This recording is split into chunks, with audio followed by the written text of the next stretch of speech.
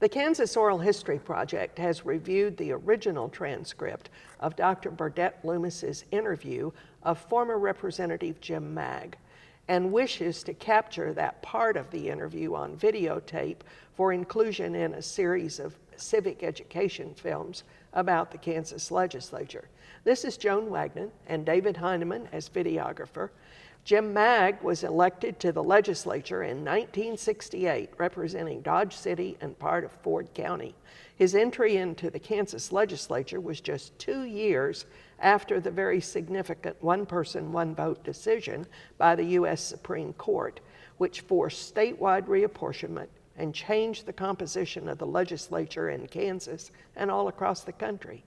Mr. Maag was witness to the many legislative changes that took place during the last part of the 20th century. Today, we're going to discuss many of those changes that you were a part of, Jim. Okay, Jim, here we go.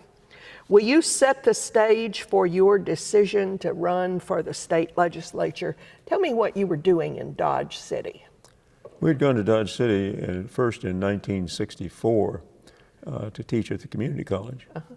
And it was about 6 years into that we decided, I didn't decide, ironically it was our bridge group of all people who said, you ought to run. I said, well, you raise the money and I'll do it, thinking they wouldn't raise the money, but they did.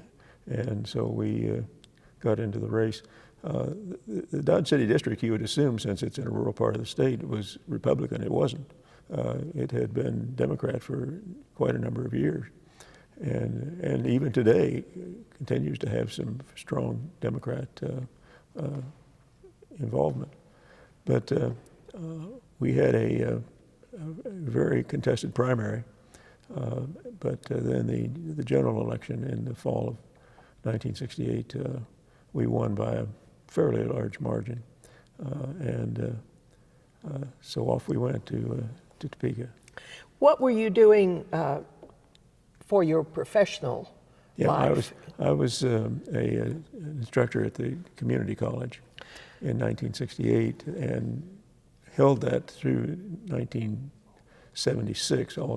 Later on, I think we'll talk about how that all worked out, because there had not been any teachers in the legislature, except for Bert Cheney, who was an instructor at Hutchinson Community College. So we were in kind of an unusual situation. So you were there 8 years? Actually, no, we actually taught 12 years. We started in 64, finished in 76. So once you were elected, how did you approach that first term? You were probably one of the youngest guys in the legislature then. Can you tell me a little bit about that? Yeah, well, I think the youngest person in the legislature then was the guy behind the camera, and I was pretty close. I think I was 29 or 28, somewhere along in there. And you know, in those days, the average legislator was an older individual.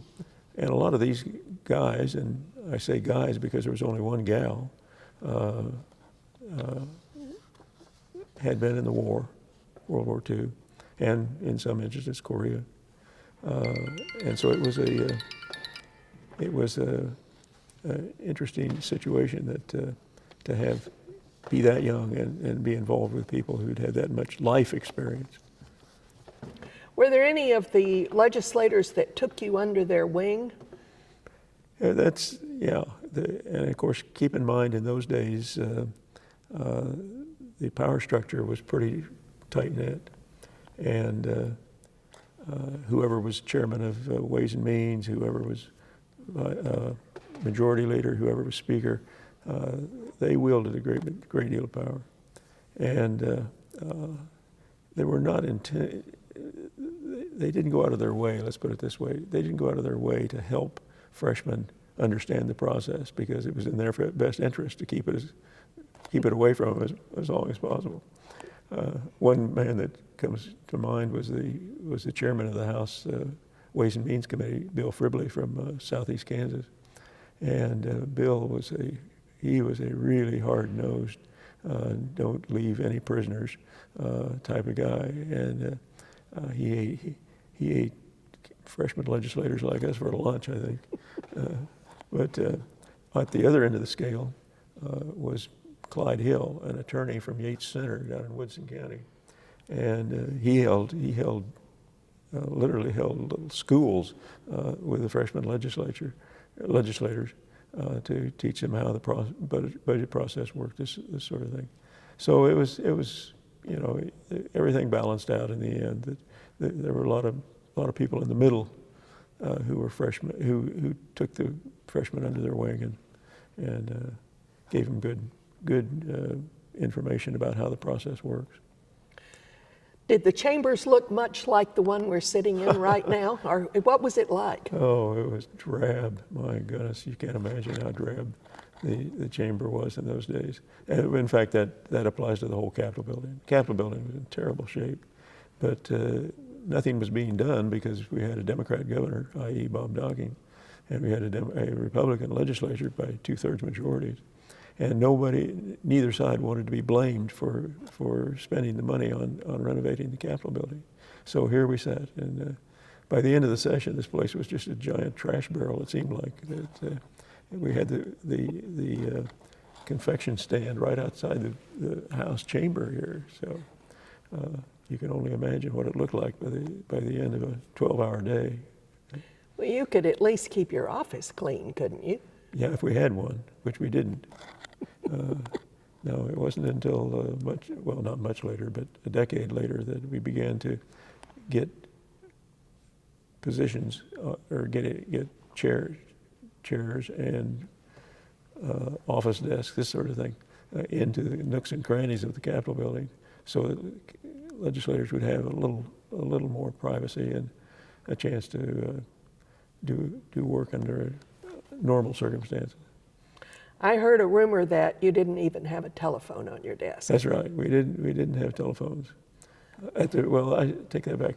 I think we shared a telephone, and of course we didn't have them at night. That was another part of the process that was kind of unusual. Since we couldn't use the phones on our desk for long distance calls back to the district or such. So we would come up here at night and sit around here in the chamber and shoot the breeze and wait for our number to come up. It was kind of like going to a Baskin Robbins. You had to take a number, and you could only talk so long. But it was very educational for us freshmen to have this kind of a chance of tutorship. So who was your seatmate? We had my two seatmates. One was Austin Northern, who was a tax attorney here in Topeka. An excellent tax attorney, I might add. And he was a freshman, just like we were. He was a lot smarter than most of us were. And on my other side was Paul Dugan, later to become the lieutenant governor of Kansas under John Carlin. And Dugan, as we called him, Doogie, was quite a character, and sometimes known as the Phantom, because he would tend to come in late morning on Tuesday and leave very early on Thursday. But there's another story connected with that we'll talk about later. Why were there so many lawyers? Mm-hmm. And were there lots of lawyers? Oh yeah, when we started, the lawyers dominated this place. I mean, my gosh, I think in the House there were somewhere between 40 and 50 lawyers in the House of Representatives and on the Judiciary Committee. And in the Senate, it was the same way. I mean, it was heavily lawyers. I think what changed it to the point where today, some of the committees, or the one Judiciary Committee in the Senate, didn't even have a lawyer this last session. But what changed that was in 1972, when Morris Kay ran for the legislature, or for governor. The docking people came down on him hard on the fact that he had missed so many votes on this House floor, and as a result, when docking won overwhelmingly, in that election. The Republican leadership decided, hey, we've got to do something about this absenteeism. Because as I mentioned earlier, we had lawyers like Dugan who would come up here and maybe spend a day and a half and go home to keep their business going. And so starting in 1973, you voted on every bill. I mean, and it was a big deal. Well, you do that, and that takes the lawyers, other professional people out of the loop, because they simply aren't going to spend that much time in the legislative process. Sure. One of the things that interested me the most about your earlier interview was the conversation that you had about what happened after this big redistricting effort. And you were talking about how you were on the cusp of major change. Mm-hmm.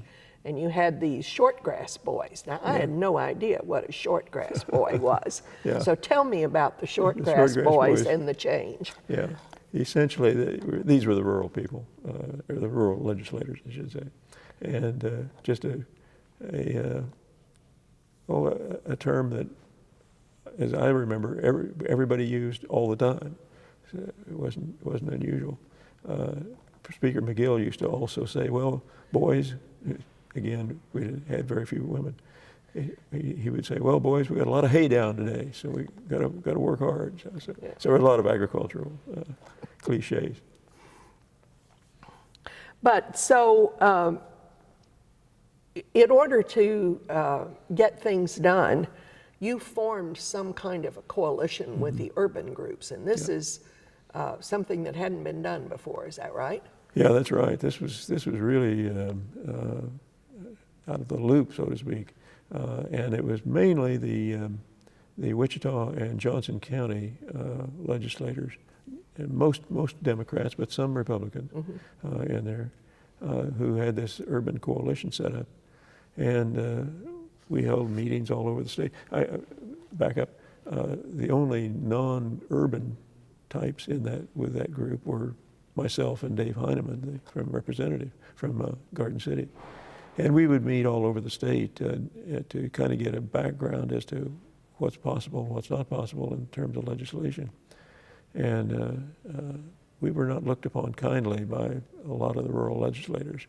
But in the end, it resulted in some pretty significant changes in the law, such as gas tax, and I can't remember specifics, but there were several bills that were a direct result of the urban coalition work. Yeah. The 8 years that you were in the legislature were characterized by your moving up consistently into leadership positions. How did that happen? You started as a rank and file, but you provided leadership in that urban coalition, and then pretty soon you were elected to, I think, an assistant majority. Assistant majority leader.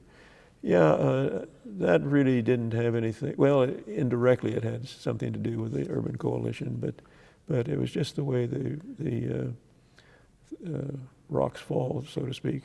That in 1973. A legislator from Johnson County who had been Speaker pro tem. Well, no, I need to back up to 1972, when there was going to be an election for majority leader once the general election was over. And some of the urban coalition types wanted me to run for that, and I was kind of reluctant to do it, but I said I'd give it a try.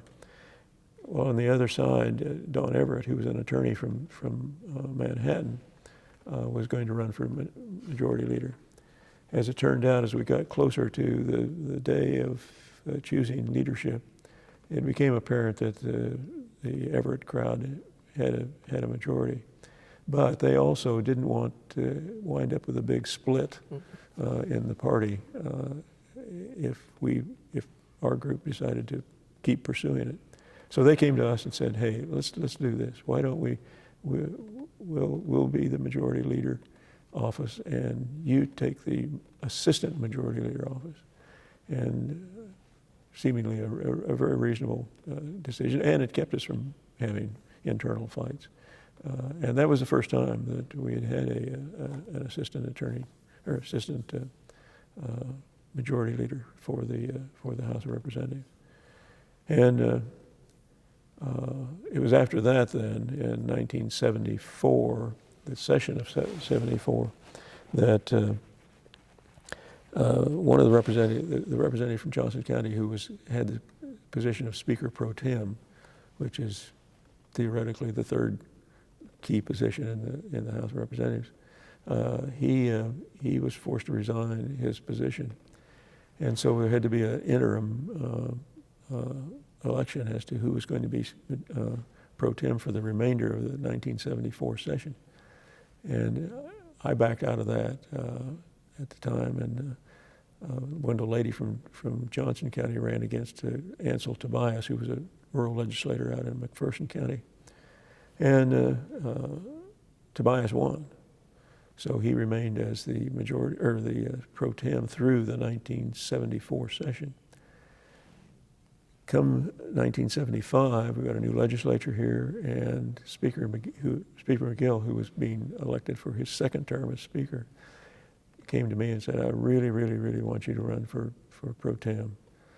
I was really reluctant to do it because Ansel Tobias was a good friend and a great guy. But I said, okay, I'll give it a shot. And we won that. So for the 74, 75, and 76 sessions, I had the position of pro tem. Pro tem is pretty much at the wishes of whatever the speaker wants it to be. And in his particular case, Pete McGill didn't much enjoy sitting up there in a chair. He liked to be out amongst them, spreading rumors and threatening people. No, not seriously. But he just didn't enjoy sitting in the chair. So I presided over the House probably 90% of the time during those 2 years. And he was very kind to let us sit in and sometimes participate in the strategy sessions that we had with the majority leader, John Hayes, and Ways and Means Chairman, and these types of people. So it was a fun experience. And you enjoyed being up in that chair. It was fun. Yeah, it was fun.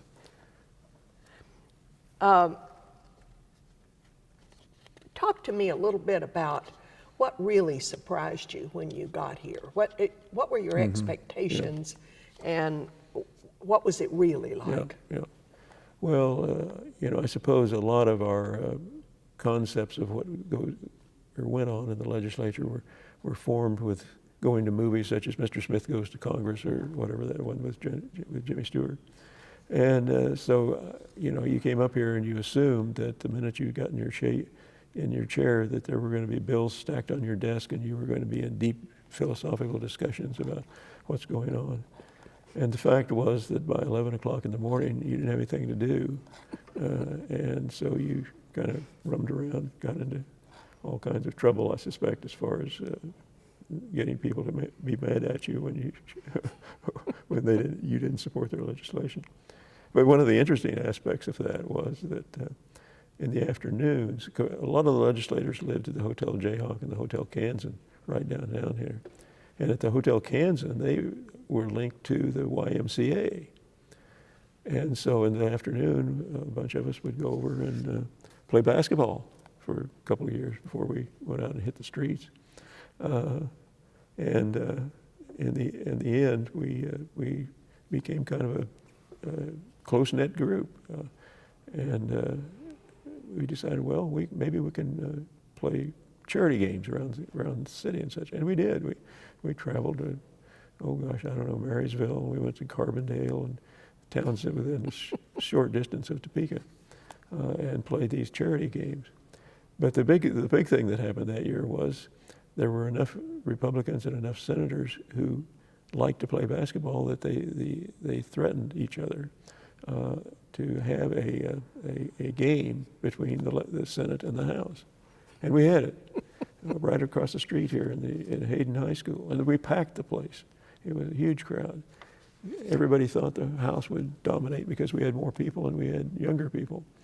didn't work that way. The Senate were a very crafty bunch.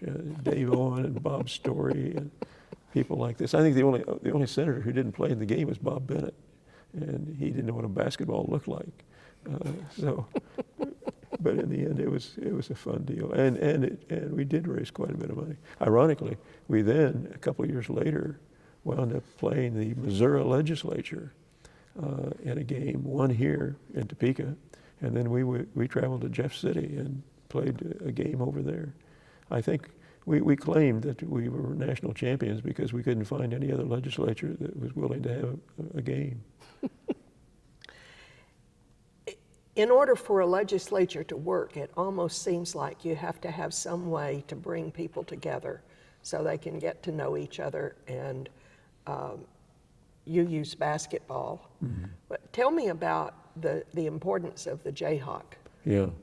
Well, the Jayhawk or the Caravan Club, or there were several places around town that legislators tended to gather, and it was a very beneficial change because otherwise a lot of legislators would not have had a chance to sit around and talk with people or other legislators in a calm manner. And so the watering holes, as they were called, would have, oh gosh, I don't know, given any given night, 15, 20 legislators, I suppose, sitting around and discussing legislation.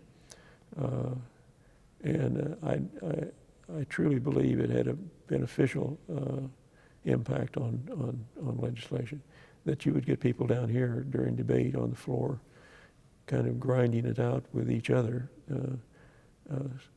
Frank Gaines, who started out as a representative and then became a senator, was a classic example that he would come up here and just raise holy hell about a bill, and then that evening he and whoever he was raising hell against would sit down and have a drink and get things worked out and such.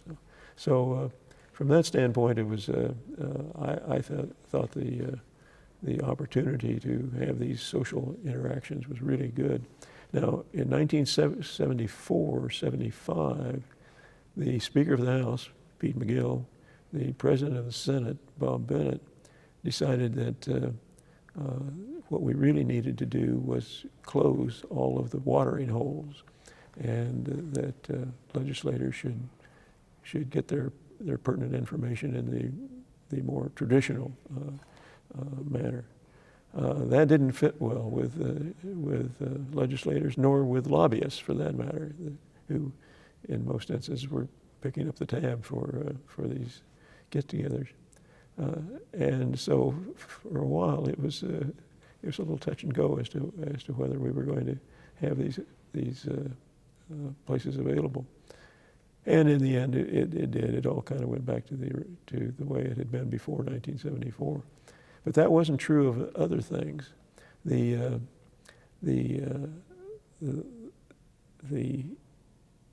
changes that came about between 1971 and 1980 were in large part due to the NCSL, the National Conference on State Legislatures, which was pushing a major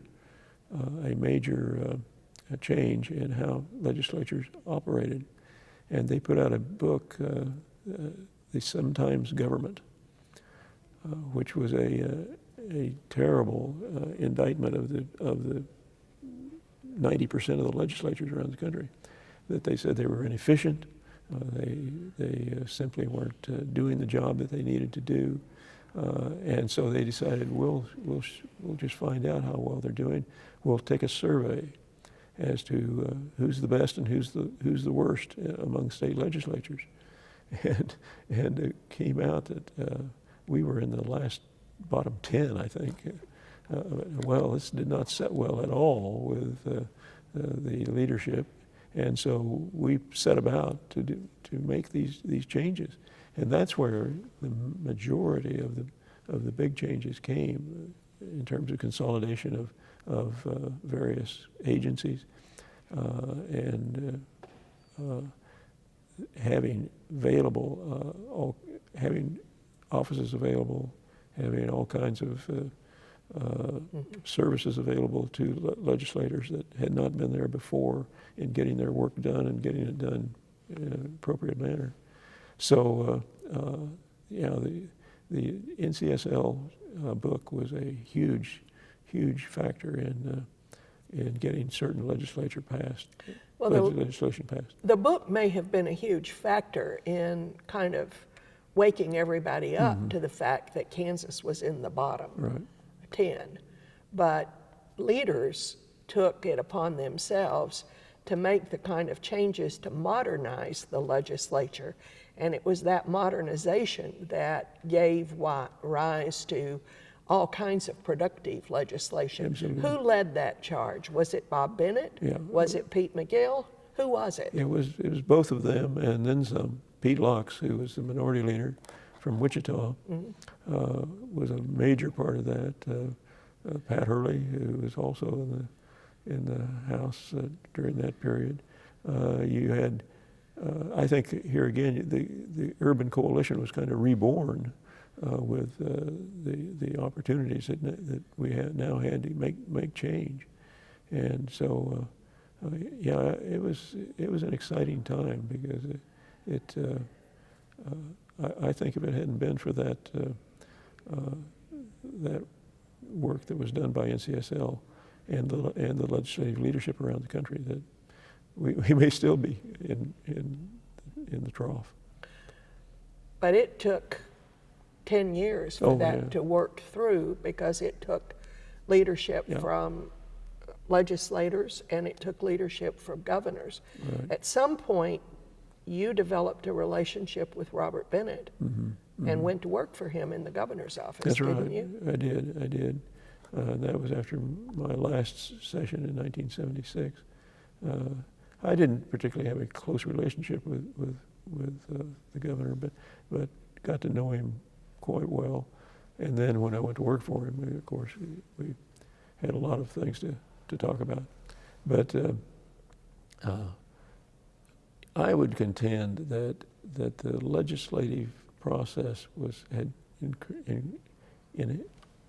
enhanced so much by 1973 that session of the Kansas Legislature was maybe the best one in Kansas history, because you had the creation of the SRS, you had the creation of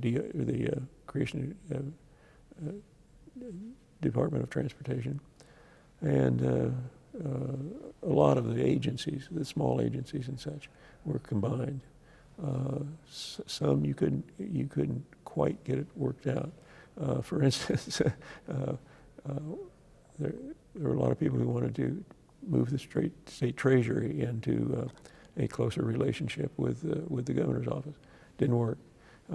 There were certain agencies that you thought it would be logical to combine them. Take, just for example, the barbering board and the cosmetology board. No way were those people going to go for any kind of consolidation. But the major things were the big ones, that SRS, transportation. A spin-off was the Governmental Ethics Commission. Also came into view. We eliminated certain agencies, such as the state treasurer's office, ultimately, or not the treasurer, the state auditor's office, and combined it with the legislative process. And as I say, I think the 73 session was maybe the most important one we ever had in the state. And incidentally, I might add that it was that same session that we played the basketball game with Missouri. So and won. We were busy. Good. So why did you leave to go work for Bennett? Yeah, that was a tough decision. I had been pro tem for those last 2 years, 65, 66. And I decided if I was going to stay in the legislature, I had to run for speaker. The problem was that you couldn't make enough money as speaker to be able to move your family to Topeka and establish a place here. And we didn't want to leave Dodge under any circumstance if we could avoid it.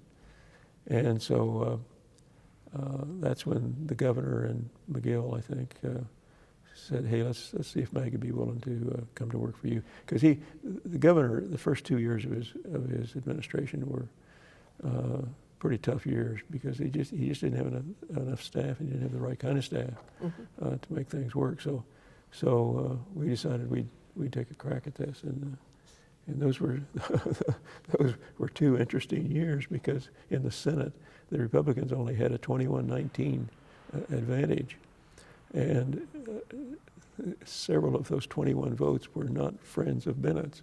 So you had this situation of every bill that came up, seemingly we had to have this knockdown, drag-out fight because the governor was not a good friend of the majority leader, and vice versa. And you had several who just, for whatever reason, didn't like to vote for anything that Bennett had been involved in. So we had many a battle on the Senate floor. Ross Doyen, who was the speaker or the president of the Senate at that time, he tried mightily to keep the Republicans in line, but it was tough. It was tough. But in the end, we did some things that were very positive, particularly the last 2 years of 77, 78. We had 2 good sessions there that got a lot of our legislative program done. So Bennett runs for re-election, and he loses to John Carlin. Right. And what happened to you at that point? Well, Harry Carey seemed like a possibility. But what made it doubly difficult for us was that my wife, Kathy, was Mrs. Bennett's secretary. So we were both out of a job at this point, and the next couple of years were challenging. I served for about a year and a half as Assistant Secretary of State under Jack Breyer, and I'd had several opportunities to go other places, and I told Jack, I said, "Well, let's take a run at this, and we'll see what happens." Well, in one of those moments that you get in your lifetime, on a Sunday morning, United States Senator Nancy Cassapon called and said, "How would you like to come to Washington to go to work for me?" I'd have given my right arm to have been able to do that under other circumstances, but with 2 young children, and the costs of moving to Washington were just too overwhelming, and I told her I just couldn't. But I was extremely honored that she would call. So the other fortuitous thing that occurred in that time period was the leadership of the Kansas Bankers Association changed hands. Carl Bowman retired. Harold Stones, who had been their chief lobbyist, moved up as the new secretary. I guess that's what we called him. We changed the name about 3 times. I think it was president ultimately. But then Harold came to me and asked me if I'd be willing to come to work for the KBA, and the rest is history. I worked for 25 years. Had you had significant banking experience? No, zero zip. But it was Harold's philosophy, because he had never been a banker either. It was his philosophy that you learn these things, it'll all come to you. It probably didn't come to me as fast as it did to him, but it was a wonderful experience. Great people to work for. And you spent the next 25 years. 25 years. Yeah. Wow. So the last thing I'd like to ask you to think about and reflect on is the multiplicity of roles that you played. You came from an educational background. You were teaching college students. He ran for the legislature at a time that people didn't really want educators there. And you moved up and found a leadership track that took you to an administrative position in state government, and then from there as a lobbyist. When you think back on all of that, how did you work as a lobbyist? I mean, was it tough making that transition? Well, yes and no. I mean, it's never easy to lose what was really a good position, but it helped in many ways. That the years as a legislator was very beneficial for the approaching legislators about legislation that we, the association, were interested in. But I would say that the lobbying experience was the most interesting by far, and people would sometimes ask you, well, which is the best way to be? Don't you want the power of being a legislator, or do you want the power of trying to convince legislators that what the banks want is a good thing? And in the end, I think there's no doubt that having the power of a vote was huge. If I had to do it all over again, I'd probably go with bankers again anyway, because the lobbying field was interesting, and you were colleagues with a lot of very interesting people that were full-time lobbyists. So it was a challenge, but I think if I had to do all over again, being a legislator was the most interesting. So you've seen the legislature through times when you didn't have an office, when you were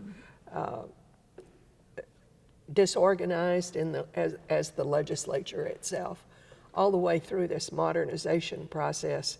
And then you began to be able to influence things like multi-bank holding companies, branch banking, significant changes that benefited consumers across the state. Right. So how do you think about all that change? What do you look back and say, I'm really glad we got these things done? Yeah, in fact, I think of the bills that we passed during the years that I was with the association, that we didn't have very many bills that we didn't like that made it finally to the governor's desk, but it was not without a lot of sweat, blood, toil, and tears. For instance, the Multi-Bank Holding Company Act, which was passed in 85. I'm sorry, 85. When it came down to a tie vote here in the House of Representatives, and the Speaker of the House at that time, Mike Hayden from Atwood, was strongly opposed to multi-bank holding companies. The President of the Senate was in favor of it. The Governor, Carlin, was in favor of it. Well, it came down to the final vote on the bill, and it was here in the House. It was 64-64, or 63-63, 62-62. There we go. I'll get it right yet. 62-62, and we needed one more vote. Mike Peterson, who was a representative from Wagnon County, had not been able to get to the Capitol building that morning for some reason. We don't know what the problem was. But the governor said, I think we can make sure he gets a chance to vote. So the highway patrol was sent, and Mr. Peterson made it back to Topeka in what may have been record time. And the final vote was 65-64, or 63-62. And the bill was passed. Of all the legislation that we dealt with over the years, I don't think I ever felt as relieved after the passage of a bill as I did that one. And of course, it turned out to have big impact on the banking industry. Huge. Yeah, really did. Do you think of anything else that during that long career that you had that you'd like to put on tape and share those insights with others? Yeah. Anything, whether it was in the original interview or not? Yeah.